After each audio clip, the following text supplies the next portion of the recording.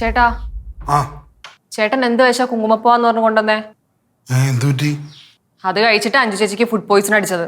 അയ്യോ, എന്നതാ അവളിക്ക് കൊടുക്കാൻ നിൽക്കണ്ട. ചേച്ചിയുടെ മനസ്സൊന്ന് മാറി വരാം. വെറുതെ നമ്മളായിട്ട് പണി വാങ്ങി വെക്കരുത്. ഇപ്പൊ ദൈവം കൂടെ ഉള്ളതുകൊണ്ടാ അഞ്ജു ചേച്ചി കറക്റ്റ് ടൈമിന് വന്ന പാല് വാങ്ങി കുടിച്ചത്. ഇല്ലായിരുന്നെങ്കിലോ? ചേട്ടൻ കെയറിങ് കുറച്ച് കുറയ്ക്കും, അതല്ലേ നല്ലത്.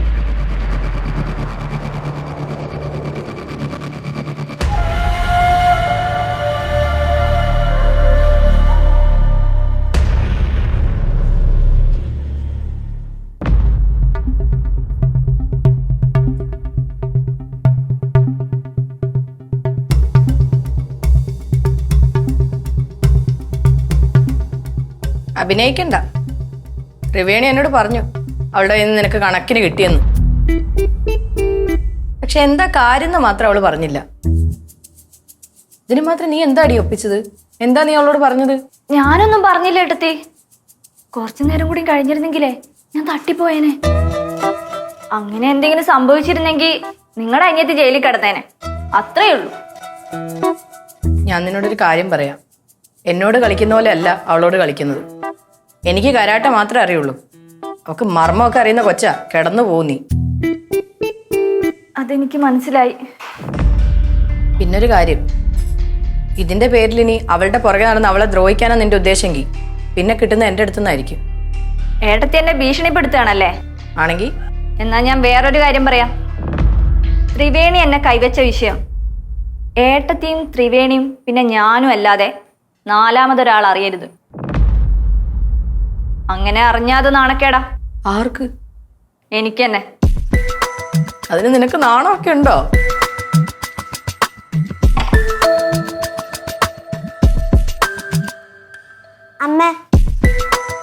അമ്മ പറഞ്ഞ സാധനമൊന്നും കിട്ടിയില്ല.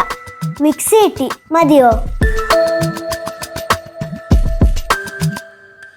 എടി, നിനക്ക് എന്താ പറ്റിയേ?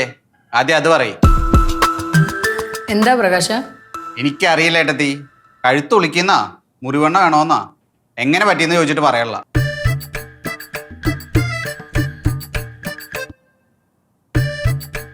മുറിവെണ്ണ വേണ്ട പ്രകാശ. നല്ല പിണ്ണതൈലം കിട്ടും, അത് വാങ്ങിച്ചു കൊടുക്കും നിന്റെ കെട്ടിയൊക്കെ. പിണ്ണതൈലോ? അതെന്താ വാണിയമ്മ? അതെ, ഈ വേദനയ്ക്ക് ഉളുക്കിനൊക്കെ നല്ലതാ. അത് വാങ്ങിച്ചു കൊടുക്കടാ. ഇത് വല്ലാത്തൊരു ഉളുക്കായി പോയി.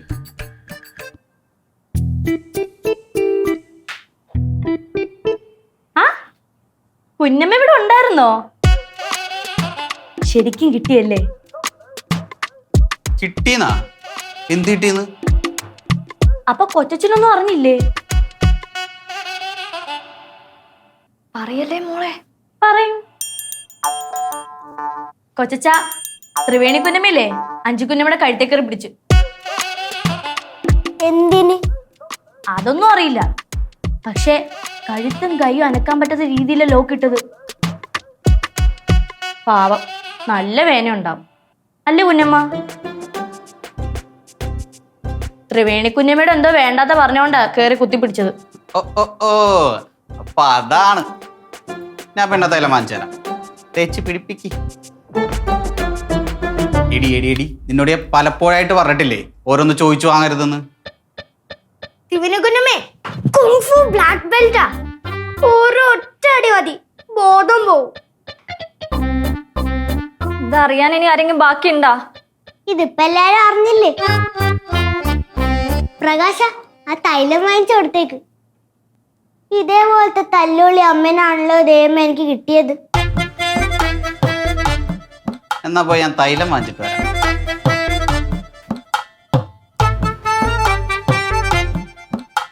ഏട്ടത്തി, ത്രിവേണിയോട് പറയണം എന്നെ ഇനി ഉപദ്രവിക്കരുത്. ഞാനൊന്നില്ലെങ്കിലും അവളെക്കാൾ മൂത്തതല്ലേ?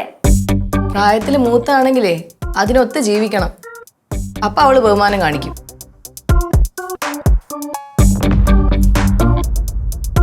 എടി, നീ ഇനി അഞ്ജുനോട് ഇങ്ങനെയൊന്നും കാണിക്കരുത്. ഒന്നുമില്ലെങ്കിൽ അവള് നിന്നെക്കാൾ പ്രായത്തിൽ മൂത്തതല്ലേ? ഞാൻ ശ്രമിക്കാം ചേച്ചി. നടപ്പും സ്വഭാവമൊക്കെ നേരായാലേ ഞാൻ ബഹുമാനിക്കാം. ഇല്ലെങ്കിൽ ജീവിതകാലം മുഴുവൻ ഒരു സൈഡിലേക്ക് ചെരിഞ്ഞിരിക്കേണ്ടി വരും.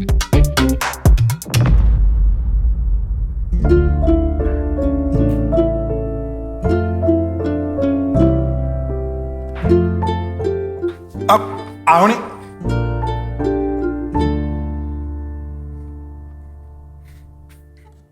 ഇപ്പൊ കൈക്ക് എങ്ങനെയുണ്ട്? കുഴപ്പമൊന്നുമില്ല, ചെറിയ മുറിവല്ലേ. എന്തെങ്കിലും ആവശ്യമുണ്ടെങ്കിൽ എന്നോട് പറഞ്ഞാൽ മതി, ഞാൻ ചെയ്തുതരാം. ആവണി, ഞാൻ കുറച്ച് ദിവസമായിട്ട് നിന്നോട് കാണിക്കുന്ന പ്രഹസനമൊന്നുമല്ല. പ്രശ്നമല്ലെന്ന് എനിക്കറിയാം. നിങ്ങൾ കാണിക്കുന്നതൊക്കെ ജെനുവിൻ ആണെന്ന് എനിക്കറിയാം. മാളുവിനെ ഞാൻ ക്യാരി ചെയ്യുമ്പോഴും അബിയെ ക്യാരി ചെയ്യുമ്പോഴും നിങ്ങൾ ഇങ്ങനെ തന്നെ ആയിരുന്നു. നിങ്ങൾ എൻ്റെ ചുറ്റും തന്നെ ഉണ്ടായിരുന്നു. എന്നെ ഒരു കൊച്ചുകുട്ടിയെ പോലെ നോക്കുകയും ചെയ്യായിരുന്നു. അപ്പോഴൊക്കെ നിങ്ങളെ കിട്ടാൻ ഞാൻ എന്തുമാത്രം ഭാഗ്യവതിയാണെന്ന് ഞാൻ ഓർക്കുമായിരുന്നു. അന്ന് നിങ്ങളെന്നെ നോക്കിയപ്പോഴുണ്ടായിരുന്ന അതേ ഫീലാണ് എനിക്കിപ്പോഴും കിട്ടുന്നത്. പിന്നെന്തിനാ ആവണി എന്നെ ഒഴിവാക്കുന്നത്? നിങ്ങൾ നഷ്ടപ്പെടുത്തിയത് എൻ്റെ സ്വപ്നം മാത്രമല്ല, എൻ്റെ ജീവിതമാണ്, എൻ്റെ ഇത്രയും നാളത്തെ കഷ്ടപ്പാടാണ്. നിങ്ങൾക്ക് നിങ്ങളുടെ കുഞ്ഞിനെ ഇഷ്ടപ്പെടാം, അതിനെ കെയർ ചെയ്യാം, പക്ഷെ അതൊന്നും തിരിച്ച് പ്രതീക്ഷിച്ചുകൊണ്ടാവരുത്. പ്രത്യേകിച്ച് ഞാൻ എല്ലാം മറന്ന് നിങ്ങളുടെ കൂടെ ഇനിയും ജീവിക്കുന്നു വിചാരിച്ചിട്ടാവരുത്.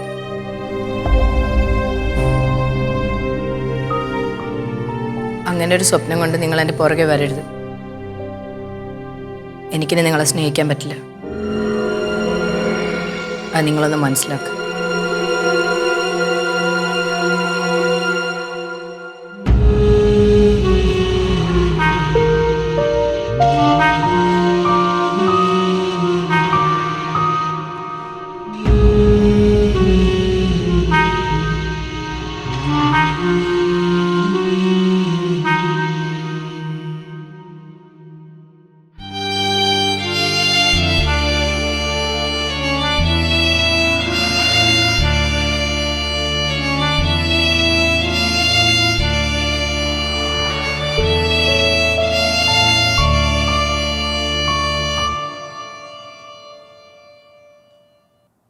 ത്രിവേണി, എന്താ താൻ എന്താടോ എന്റെ മുന്നിൽ തിരുവാതിര കളിക്കുന്നേ? ഏയ് ആരോട് മഞ്ഞുണ്ടോ നോക്കിയതാ, സേഫ്റ്റി നോക്കണ്ടേ. താ ഒന്ന് മാറിയേ. പോവല്ലേ, ചോക്കിട്ടെ, ഞാൻ പറഞ്ഞതേക്ക്. കരാട്ടയും കുൻഫൊക്കെ പഠിച്ചിട്ടുണ്ടല്ലേ, അതാണ് ഇത്രയും ബോൾഡ്. പിള്ളേര് എൻ്റെ അടുത്ത് പറഞ്ഞു. ഓ, എന്റെ ചേച്ചി വരുന്നുണ്ടോ നോക്കാല്ലേ? അതെ, ഇനിയിപ്പോ നമ്മളിനി ഒരുമിച്ചേണ്ട കഴിഞ്ഞാൽ തീരുമാനമാവല്ലോ കാര്യങ്ങള്. നല്ല ധൈര്യം. ഈ താനാണോ പ്രേമിക്കാൻ നടക്കുന്നേ? അതെ, ഈ ധൈര്യം കാണിക്കുന്നത് പ്രേമിക്കണ പെണ്ണിന്റെ വീട്ടുകാരുമ്പിലല്ല, അത് മണ്ടത്തരാ. ഓ ശരി, താ ഒന്ന് മാറിക്കേ, എനിക്ക് പോണം. എന്തത്ര ധൃതി, ഞാൻ പറയണത് കേക്ക്. എന്നാലും താൻ എന്തിലോ കഞ്ചേച്ചിക്കട്ടെ, അനങ്ങാൻ പറ്റില്ല എന്ന് പിള്ളേര് പറഞ്ഞേ. ഇത് ചെറുപ്പത്തിൽ പഠിച്ചതാണോ അതോ ഇപ്പൊ പഠിച്ചതാണോ? അറിഞ്ഞിട്ടിപ്പോ എന്തിനാ? അല്ല, കല്യാണം കഴിക്കാൻ പോണ പെണ്ണിന്റെ കാര്യങ്ങളൊക്കെ ഡീറ്റെയിൽ ആയിട്ട് അറിഞ്ഞിരിക്കണമല്ലോ. ഏത് കല്യാണം കഴിക്കാൻ പോകുന്ന പെണ്ണാ? ഈ ലോകത്തെ ഞാൻ ആരെ പ്രേമിച്ചാലും തന്നെ പ്രേമിക്കൂല. അങ്ങനെയാണോ? സ്വന്തം അമ്മ ഡാന്ന് വിളിച്ചാൽ നിക്കുന്നിടത്ത് മുള്ളുന്ന തന്നെ ഞാൻ പ്രേമിക്കണ? അങ്ങനെ പറയില്ല എൻ്റെ പൊന്നു ത്രിവേണി, എനിക്ക് നല്ല ധൈര്യമുണ്ട്. പിന്നെ മമ്മിയോടുള്ള പേടി, അത് പേടിയല്ല, അത് സ്നേഹം കൊണ്ട് വരുന്നതല്ലേ. അതെ, ഒന്ന് മാറ്, എനിക്ക് പോണം, അല്ലെ ഞാൻ ചേച്ചി വിളിക്കും. വിളിക്കണ? അവളിക്ക് എടി, നീ എന്റെ കഴുത്തിന് ഊത്തിപ്പിടിക്കുമല്ലേ? നിനക്കിട്ട് പണി തരാനേ മായമ തന്നെയാ ബെസ്റ്റ്. ദേവു, നീ ആ ഫോണിൽ തന്നെ. ഞാൻ വീഡിയോ നോക്കുമല്ലേ അമ്മ, കുറച്ചമ്മ തരാം. കളിക്കാതെ ഫോൺ എടുക്കടി. ഞാനിപ്പോ എടുത്തതേ ഉള്ളൂ അമ്മ. അമ്മ തന്നെയല്ലേ പറയാ 1/2 മണിക്കൂർ ഫോൺ കളിക്കാന്ന്. ഡയലോഗ് അടി നിർത്തിയിട്ട് ഫോൺ താടി.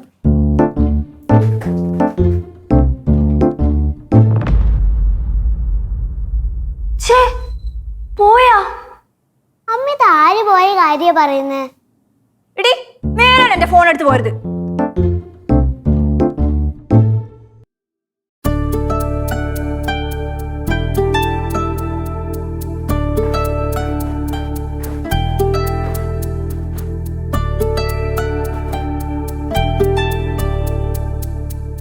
മോഹനേട്ടാ, ആ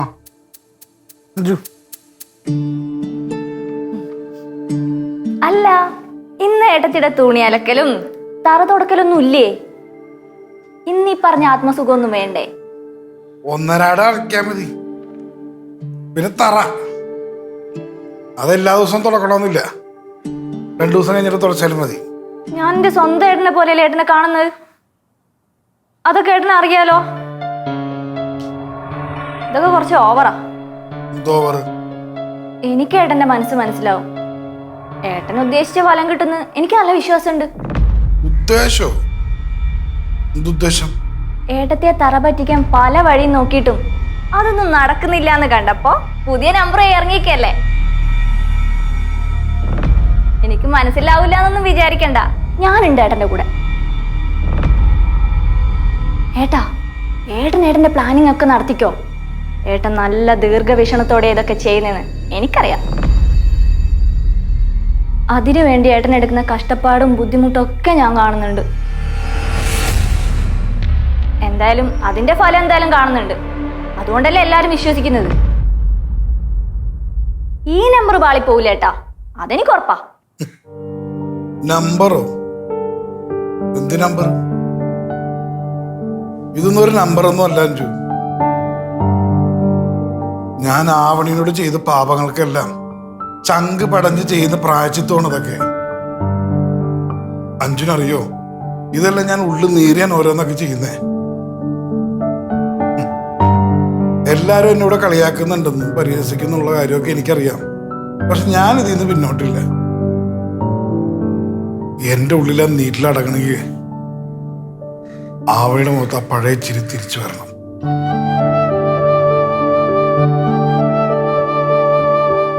ആവണി പഴയതുപോലെ സന്തോഷത്തോടെ ഇരിക്കണം. അതാണ് എന്റെ ലക്ഷ്യം. ഇതിപ്പോ എന്റെ മാത്രമല്ല, ഇവിടെ എല്ലാവരുടെ ആഗ്രഹം അത് തന്നെയാണ്.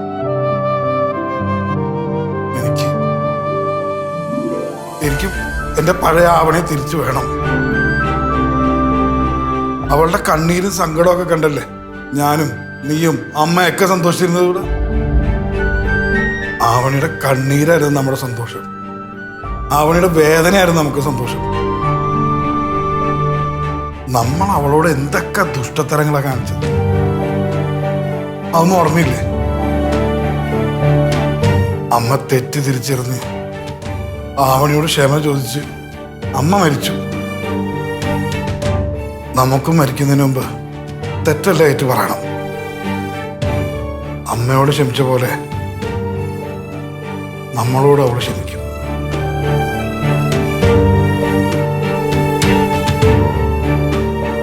നമുക്ക് ഒരു പ്രശ്നമില്ലാതെ പഴയതുപോലെ സന്തോഷത്തോടു കൂടി ജീവിക്കാം. ഇപ്പൊ അഞ്ജുവിന് പ്രകാശനും ദൈവമല്ലേ വിടുന്നത്. അതല്ല അഞ്ജുവിന്റെ കുടുംബം, അതല്ല അഞ്ജുവിന്റെ സന്തോഷം. അതുപോലെയാണ് അഞ്ജു എനിക്ക് ആവണിയും മക്കളും. അത് നമ്മൾ തിരിച്ചറിയാത്തോണ്ടാണ് ജീവിതത്തിൽ നമ്മൾ തോറ്റുപോയത്. ഇയാളുടെ പിരി പോയിന്നാ തോന്നുന്നു. ഞാൻ പറഞ്ഞ സത്യമല്ല അഞ്ജു. ആട്ടാ സത്യ. ആവണിയുടെ ചിരിച്ച മുഖം എനിക്ക് കാണണം. അതിന് അഞ്ജുവിന്റെ കൂടെ നിൽക്കില്ലേ? നിക്കോട്ടാ.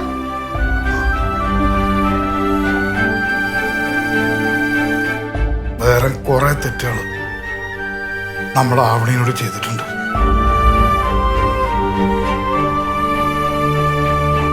ഈശ്വര, ഇതിനൊരു അവസാനം ഇല്ലേ? അവളുടെ ജോലികളെ നോക്കി, അവളുടെ കുഞ്ഞിനെ ഇല്ലാണ്ടാക്കാൻ നോക്കി. അങ്ങനെ എന്തെല്ലാം കാര്യങ്ങളാ.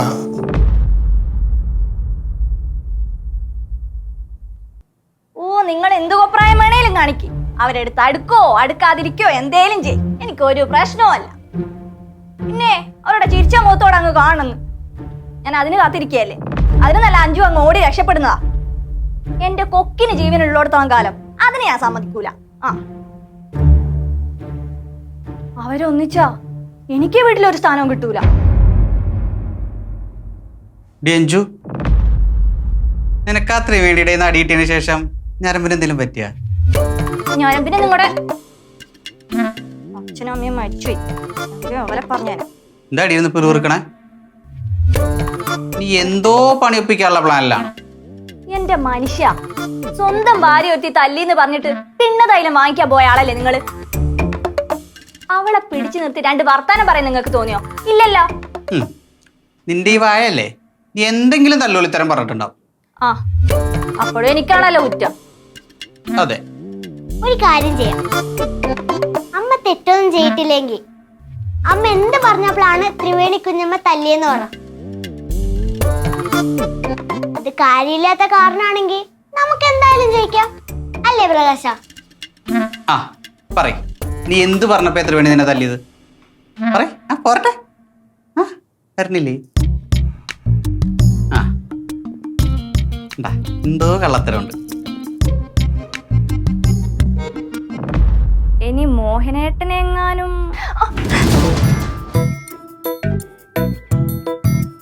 എടി നീ കാര്യം പറയ്. അല്ല, എന്ത് കാരണമായാലും എന്താ, അവൾ എന്നെ തല്ലാൻ പാടുണ്ടോ?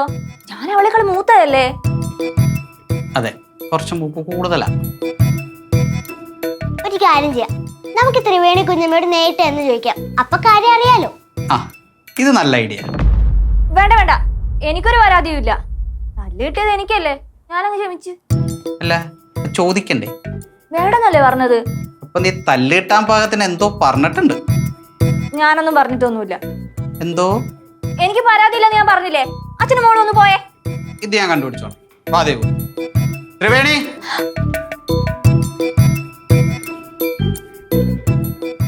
ഇനി അങ്ങോട്ട് പണി കൂടുതലാണല്ലോ. ത്രിവേണി ആവണേയും തെറ്റിക്കണം, മോഹനേട്ടനെ ആവണേയും തെറ്റിക്കണം. ഒരുപാട് പണിയാവും.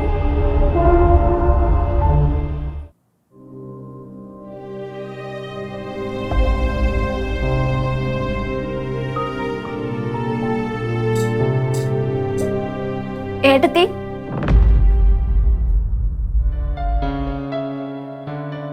എന്താടി?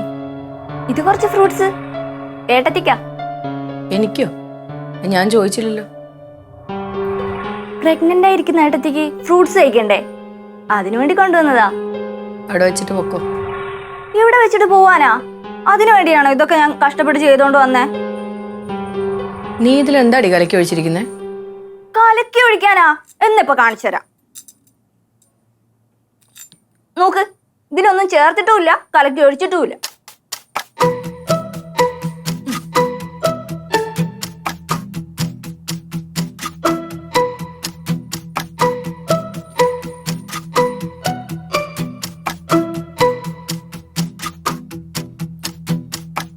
സത്യം പറഞ്ഞ ഏട്ടത്തിക്ക് ഒരു പ്രായശ്ചിത്തം പോലെയാ ഞാൻ ഈ ഫ്രൂട്ട്സ് ഒക്കെ കൊണ്ടുവന്നത്.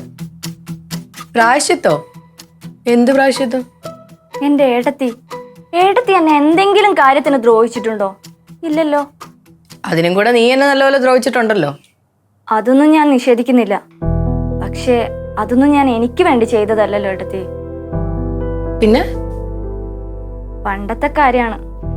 എന്നാലും ഞാൻ പറഞ്ഞു എന്ന് വെച്ച് ഏട്ടത്തി ഇതൊന്നും മനസ്സിൽ വെച്ചേക്കല്ലേ. നീ പറഞ്ഞു അഞ്ജു.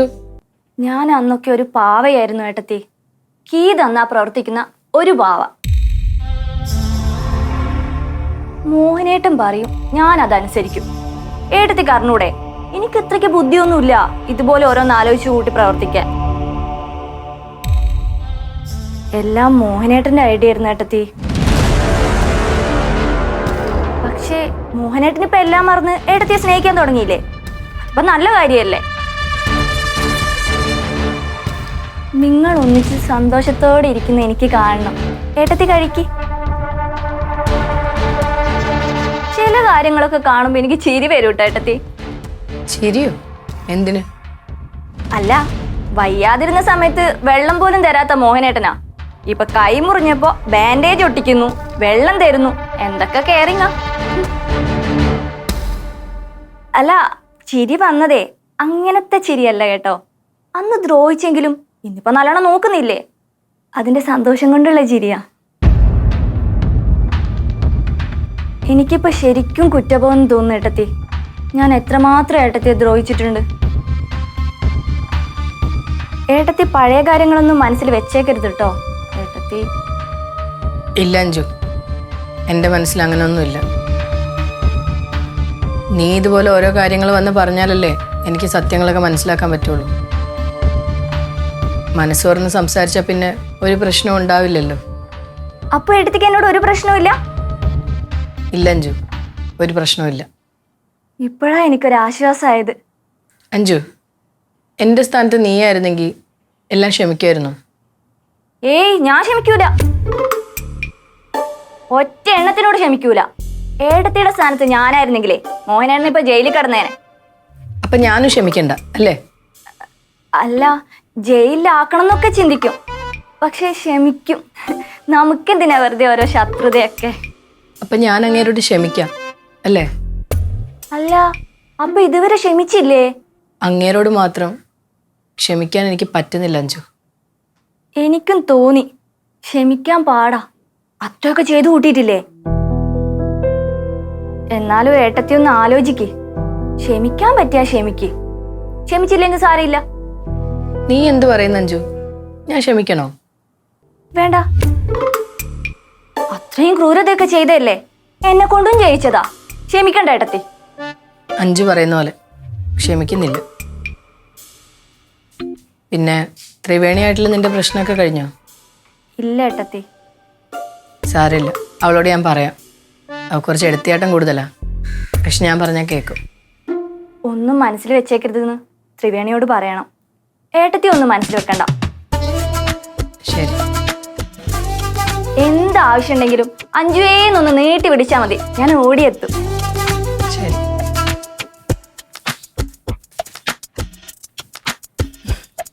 ഞാൻ കഴിച്ചോളാം.